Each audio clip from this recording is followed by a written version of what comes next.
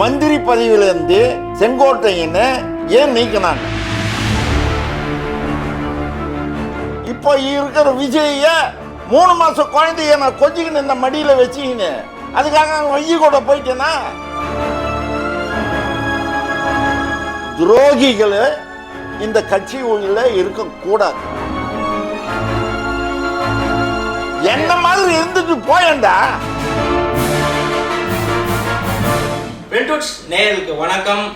இன்னைக்கு நம்ம சேனல் இணைஞ்சி தமிழ்நாட்டில் நடக்கக்கூடிய அதிமுகவில் நிறைய குளறுபடி இருக்கு. அந்த குளறுபடிக்கு முக்கிய காரணம் யார் அப்படின்னு தெளிவாக பேசுறதுக்கு நம்மளோட இணைஞ்சிருக்காங்க ஓம்படி பிரசாத் ஐயா. வணக்கம். வணக்கம். செங்கோட்டையனை அதிமுகலேருந்து நீக்கினீங்க. இப்போ அவருக்கு தான் இருக்கிற இடத்துல அங்கீகாரம் இல்லை அப்படின்னு டிவிகே பக்கம் இணைஞ்சிட்டாரு. அது எப்படி துரோகம்? அது எப்படி துரோகி ஆவார் சார்? அவர் துரோகி தானே சார். அவரு எப்படி சார் துரோகி? ஆரம்ப காலத்திலேயே துரோகம் பண்ணார் சார். அவர் ஏன் சார் கட்சியை விட்டு அந்த பதவி விட்டு நீக்கினாங்க, அந்த மந்திரி பதவி விட்டு நீக்கினாங்க? உங்க கட்சி பிளவு போட்டிருக்கு, அது ஒன்றிணைக்க முயற்சி பண்றாரு. நான் கேட்டது மந்திரி பதவியிலிருந்து செங்கோட்டையனை ஏன் நீக்கினாங்க? எடப்பாடிக்கு விரோதமாக செயல்பட்டார் அப்படின்னா. ஏன் சார் ஜெயலலிதா அம்மா நீக்கினாங்க சார். ஜெயலலிதா அம்மா நீக்கினாங்க, திருப்பி ஆனால் இணைச்சிக்கிட்டாங்களா? இல்லையே, மந்திரி பதவி கொடுக்கலையே, கடைசி வரலும் கொடுக்கலையே. துரோகம் பண்ணார் அவரு, கட்சிக்கு கலங்கம் உற்பத்தி பண்ணார். ஜெயலலிதா அம்மா பெரிய மனசு பண்ணி செங்கோட்டையனை கட்சியில் வச்சிருந்தாங்க, இன்னொருத்தர் தான் வச்சிருக்க மாட்டாங்க. நீங்கள் உங்கள் ஊடகத்துக்கு இந்த ஃப்ரண்ட்வுட்ஸு நேர்கள் சார்பில் நானும் உங்கள்கிட்ட கேட்குறேன். சரி சார். செங்கோட்டையன்கிட்ட போய், ஐயா நீங்கள் மந்திரியாக இருந்தீங்களே, உங்களை ஜெயலலிதா அம்மா வந்து நீக்கினாங்களே, எதுக்காக நீக்கினாங்க அப்படின்னு கேளுங்களேன்.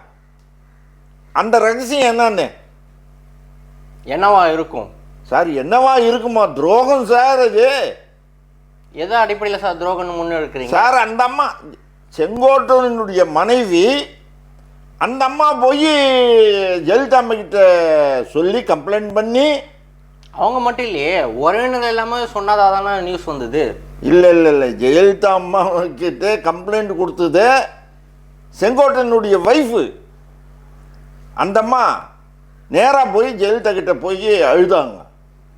அழுத உடனே ஒரு மந்திரி பதவியிலேருந்து நீக்கினாங்க. அது காரணம் தெரியுமா? சொல்லுங்க சார். சார், அவருடைய உதவியாளர் பிஏ, அவர் மனைவி கூட இவருக்கு தொடர்பு, வீட்டுக்கு வர்றதில்லை, அங்கே தான் படுத்துக்கிறாரு. அது பொய்யான தகவல் தானே சொன்னாங்க. இது வந்து உண்மைக்கு ஆதாரம் இல்லாமல் ஒரு தகவல் தானே சொன்னாங்க சார். கணவன் மனைவி உறவு, அது வந்து ஆதாரம் தான் காட்டுறது சார். ஒரு பொய்யா சித்தரிக்கப்பட்ட ஒரு நிகழ்வு அப்படின்னு தானே தகவல் எல்லாமே வெளியானுச்சு. இது உண்மைக்கு புறமான ஒரு அதெல்லாம் கிடையாது. அந்த அம்மா வந்து சும்மா எடுத்தல, சிஐடி வச்சு என்கொயரி பண்ணி அதுக்கப்புறம் தான் எடுத்தாங்க. நிரந்தரமாக எடுத்துட்டாங்க இதில் பதவியிலேருந்து. அதுக்கப்புறம் தொடர்ந்து எடப்பாடி ஆட்சி காலத்தில் மீண்டும் பதவி கொடுத்து கூட வச்சிருந்தாங்க. எந்த பதவி கொடுத்தாங்க? அமைச்சர் பதவியில் தானே இருந்தது. இல்லையா? அவர் அப்போ கல்வி அமைச்சர் சார். அந்த அம்மா காலத்தில் இருந்தார் சார். அந்த அம்மா எடுத்துட்டாங்களே அந்த பதவியிலேருந்து. அது மாதிரி அவர் தொடரவே இல்லையே. மாவட்ட செயலாளராக இருந்தார், அவ்வளோதான். அதனால் அவரால் சார் யாருக்கும் நன்மை கிடையாது சார். அவரோட எண்ணம் வந்து உடஞ்சு போன கட்சியை வந்து மீண்டும் ஒன்று சேர்க்கணும் அப்படிங்கிறது தானே அவரோட எண்ணமே. ஆமாம். அதுக்கு எதுக்கு எடப்பாடி வந்து துரோகின்னு சொல்லி முன்னெடுக்கணும் சார்? நீங்கள் கேட்டது அருமையான கேள்வி சார். ஆனால் நீங்கள் அதையும் புரிஞ்சுக்க மாட்டேன்றீங்களா? அவர் என்ன கேட்டாருன்றத நாங்கள் சொல்கிறதுக்கு நீங்கள் புரிஞ்சுக்க மாட்டேன்றீங்களா? தொண்டர்லாம் அதிருப்தி தானே இருக்காங்க. இல்லை, அவர் என்ன சொன்னார்? ஒன்றிணைன்றாருல, நான் ஒத்துக்கிறேன்னு. அவர் ஏன் ஒன்றிணைன்றதுல ஒத்துக்குவாங்க சார். போனவனால இன்னும் வர சொல்லு சார். இவனால முத்துசாமி போனார் சார், அவர் இட்டு ஒன்றிணை சொல்லு சார். கட்சிக்கு ஒழிச்சவன் சார். எம்ஜிஆர் கூட மந்திரி சபையில் இருந்தவர் சார். அவங்க எல்லாம் எம்ஜிஆர் கூட இருந்த மந்திரி சபையில் எம்எல்ஏவா இருந்தவன் சார் ஏவா வேலு. ஆனா அவங்க இப்ப கட்சிக்கு வந்தா பலன் கிடையாதுல்ல. ஆனா டிடிவி தினகரன் இல்லையா ஓபிஎஸ் அணிலாம் வந்தா ஒரு பலம் பெறும் தானே அவர் முன்னெடுக்கிறாரு. அதே மாதிரி தான் இப்போ நீங்க சொன்னீங்க பார்த்தீங்களா, அவங்களுக்கு பலம் இல்லைன்னு சொன்னீங்கல்ல, அதே மாதிரி தான் இவங்களுக்கு பலம் கிடையாது ஏரியாவில். இவங்கெல்லாம் தீய சக்திகள் ஆயிட்டாங்க.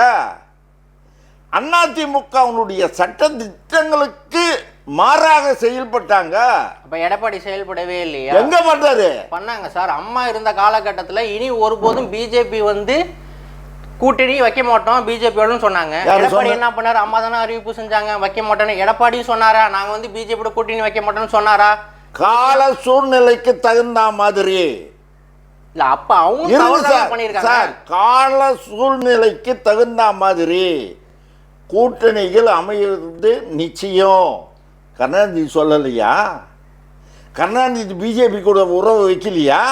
கொண்டு வந்தது அவர் தானே. பின்ன என்ன சார், பிஜேபி எதிர்க்கலையா? காங்கிரஸ் எதிர்க்கலையா கருணாநிதி? இந்திரா காந்தி அம்மையார் மதுரையில் வரும்பப்போ அடிதடியில் நடந்து அந்த அம்மா புடவையில் ரத்தம் சொட்டவே அந்த அம்மா தீட்டு ஆகிட்டாங்கன்னு சொல்லலையா? பச்சையா சொல்லலையா? அவன் எப்படி சார் இது ஏற்றுக்க முடியுமா? ஜனங்க மறந்துடுவாங்களா? இதெல்லாம் ரெக்கார்டாக இருக்குது.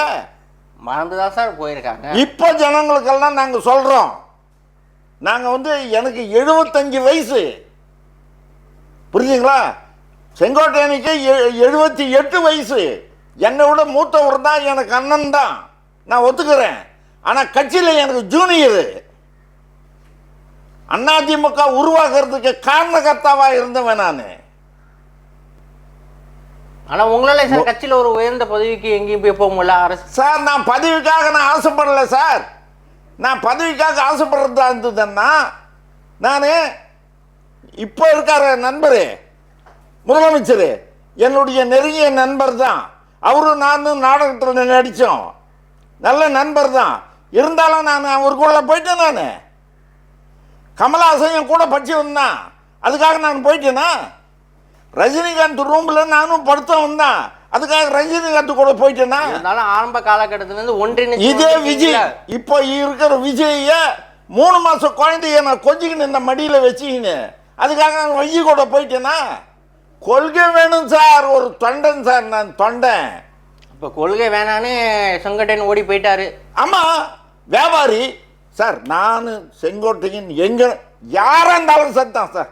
செங்கோட்டையன் மட்டும் இல்லை, எவனாக இருந்தாலும் சார் தான். எந்த துரோகியாக இருந்தாலும் சார் தான். போகிறோம் போட்டோம். போகும்போப்போ அதிமுகவில் நான் அமைச்சராக இருந்தேன், எம்எல்ஏவாக இருந்தேன். இப்படியெல்லாம் எனக்கு பென்ஷன் வருது, அந்த பென்ஷன் எனக்கு ரத்து பண்ணுங்கன்னு சொல்லிட்டு கொடுத்துட்டு போயேன்டா. அதுதான் அவர் பண்ணவே இல்லையே. எப்படி பண்ணுவான்? இங்கே சுகத்தை அனுப்பிப்பான், அங்கே போய் சேர்ந்துக்குவானா? இங்கே ரிட்டையர்ட் ஆகிற நேரம் அவனுக்கு, மற்றவங்க வரக்கூடாதா? அதே ஈரோட்டில் எத்தனை பேர் இருக்கான் தொண்டனுங்க, அவங்கெல்லாம் வரக்கூடாதா? இல்ல அவர் போனது மிகப்பெரிய இழப்பு தானே. யாருக்கு இழப்பு? மண்டலத்தில் வாக்குக்கு சரி சார். நீங்க வேற, நீங்க உள்ள போய் பாருங்க சார். நான் போய் பார்த்துட்டு வந்து பேசுறேன் சார். நான் இன்னைக்கு கூட டிவிக்கில் இணையும் போது சாரசாரியா மக்கள் வேன் எடுத்துட்டு வராங்க அவர் ஆதரவாளர் பனையூருக்கு. சார் நான் ஒன்று சொல்லட்டுமா? வேணா வர்றது வந்து இவருக்காக வரல, வேற யாருக்காக சார்? நடிகரை பார்க்கறதுக்காக வருவாங்க. அவங்க வரதா இருந்தா எப்பவே விஜய் ஏதோ மீட்டிங் போட்டப்போ வந்திருக்கலாமே. இல்ல இல்ல இல்ல, நடிகரை இவரு இட்டுன்னு போனா நேரடியா பார்த்துருவாங்களே. பக்கத்துல பார்த்துக்கலாம். ஆமா, அதான் லாஜிக்கே, அதான் சார். ஒவ்வொருத்தரும் எவனும் எங்கேயுமே யாரும் போக மாட்டாங்க சார். அதிமுக உறுப்பினர்லேருந்து அந்த மாவட்ட செயலாளர் பதவியிலேருந்து எடுத்தவுடனே அவருக்கு அங்கே அவருக்கு இல்லை மிட்டாய் கொடுத்தாங்களா சார்? தப்பாசம் வெடிச்சாங்களா சார்? அது கண்ணுக்கு தெரியலையா சார்? Okay sir. இப்போ டிவிக்கே வந்து அதிமுகவோட இணையறதுக்கான ஒரு நெருங்குற வாய்ப்பு இருந்துச்சு. ஆனால் செங்கோட்டையன் போயிட்டாரு அப்படின்னா சுத்தமாக இணையறதுக்கு வாய்ப்பே இல்லாமல் போயிடுமே சார். நான் ஒன்று சொல்லட்டுமா சார்? செங்கோட்டையன் பெரிய எம்ஜிஆரா? அரசியல் அனுபவவாளி யார் சார்? எனக்கு இருக்கிற அனுபவம் அவனுக்கு இல்லை சார். அரசியல் நுணுக்கங்கள் எனக்கு இருக்கிற அனுபவம் அவனுக்கு இல்ல. யாருக்கு? செங்கோட்டையனுக்கு இல்ல. கட்சியில இல்லையா சார்? அவர் இருக்காருல்ல சார். நான் தொடர்ந்து 72ல அதிமுக உருவாக்குறதுக்கு காரணக்கர்த்தா நானு. மாற்று கருத்து இல்ல சார். ஆனா அவர் அன்னைக்குல இருந்து இன்னைக்கு வரலாம் அதிமுக எம்ஜிஆர் தொண்டனுக்காக உருவாக்கப்பட்ட கட்சி. எம்ஜிஆர் இந்த கட்சியை உருவாக்குனது மக்களுக்காக, பொதுமக்களுக்காக, தாய் குழந்தைகளுக்காக. இங்க வருவீங்க, வியாபாரம் பண்ணுவீங்க, இங்க கட்சியில் இருப்பீங்க, பொறுப்புங்களை வாங்கிக்குவீங்க, மந்திரி சுகத்தை அனுபவிப்பீங்க. மாற்று கட்சி உனக்கு பொறுப்பு கிடையாது, உனக்கு பதவி கிடையாது, அடுத்தவனுக்கு கொடுக்கணும், பதவி கொடுக்கணும், தொண்டனுக்கு கொடுக்கணும் அப்படின்னு நினைக்கும் பாப்போ நீங்க வேற கட்சிக்கு போயிடுவீங்க. போகும்போப்போ ராஜினாமா பண்ணிட்டு போனேன்ல, என் சம்பளம், என்னுடைய பென்ஷன் நான் என்னை திருப்பி அனுப்பிச்சிடுறேன் அப்படின்னு சொல்லண்டா. அதெல்லாம் சொல்லவே மாட்டார். எப்படி சொல்லுங்க? நிப்பாட்டிடுவாங்களே. அதுக்கப்புறம் துரோகி தானேப்பா. சரி, எடப்பாடி அனுப்புனார்ல, எலெக்ஷன் முடிஞ்சு அனுப்பியிருக்கலாம்ல. இந்த டயத்துல ஒரு முடிவு எடுக்கிறது காரணம் எடப்பாடிக்கு போய் அனுப்பிச்சாரா? விஜய் சொன்ன மாதிரி சார் எடப்பாடி யாரையாவது போங்க. ஆமா சார், அடிப்படை உறுப்பினர் இருந்து தூக்குனா எடப்பாடி அதிமுக நிகழ்கால அதிமுகவினுடைய காவல் தெய்வமா இருக்காரு. கட்சியை கட்டி காக்குறாரு. கிடையாது சார். நீங்க அப்படி சார், கூட்டணி என்றது சந்தர்ப்பத்துக்கு தகுந்த மாதிரி கூட்டணி அமையும். அரசியல்ல நிரந்தர நண்பனும் கிடையாது, நிரந்தர எதிரியும் கிடையாது. இது பழமொழி. இருங்க நான் சொல்லிடுறேன்.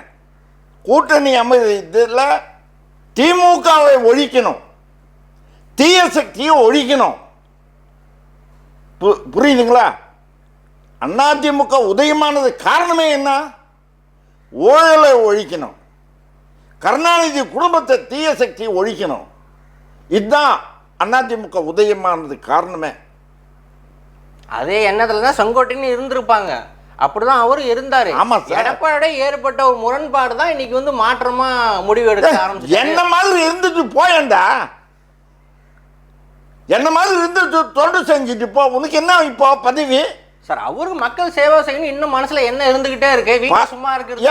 பதவி இல்லாம நீ செய்ய முடியாதா? நீ பதவி இல்லாம யார் உதவி பண்ண முடியும்? சார், பதவி இல்லாம கோடி தொண்டர்களை எம்ஜிஆர் மன்றத்துக்காரங்க இத்தனை பேர் இருக்காங்க. இத்தனை பேர் கோடி பேர் இருக்காங்க சார் பதவி இல்லாம.